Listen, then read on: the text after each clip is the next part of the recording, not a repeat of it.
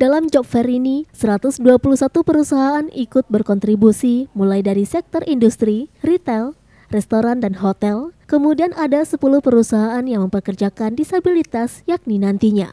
Job fair dilaksanakan bertujuan untuk mempertemukan pencari kerja dan perusahaan, memastikan pencari kerja mendapatkan pekerjaan sesuai bakat dan kemampuan, mengetahui tren dan kecenderungan lowongan pekerjaan di saat ini dan mengurangi pengangguran terbuka di Kota Padang. Sekretaris Jenderal Kementerian Ketenagakerjaan RI Anwar Sanusi menyebutkan bahwa saat ini Kota Padang merupakan salah satu kota yang memiliki tingkat pengangguran yang tertinggi di tingkat nasional. Anwar mengapresiasi atas terselenggaranya job fair yang dilaksanakan Pemko Padang yang pasalnya akan banyak menekan angka pengangguran di Kota Padang.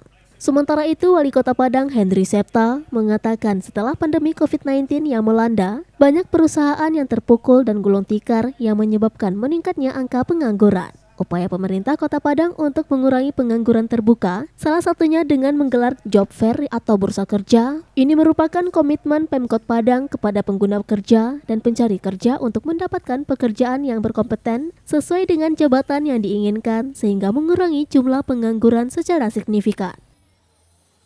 Kota Padang ini sebagai ibu kotanya Provinsi Sumatera Barat, kita banyak kondisi yang mana karena di Kota Padang banyak universitas, ya. Jadi para lulusannya Pak Sekjen itu banyak yang setelah mereka selesai itu banyak yang nganggur gitu ya. Lapangan pekerjaannya tidak banyak yang menampung. Nah, inilah yang menjadi dasar pemikiran kita untuk bagaimana mengurangi pengangguran yang ada di Kota Padang, Sumatera Barat.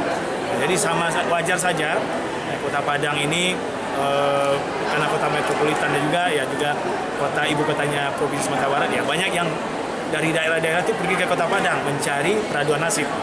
Dan itulah yang membuat laporan dari pengangguran di Kota Padang itu tinggi. Dari Padang, Sumatera Barat, Tim Liputan iNews melaporkan.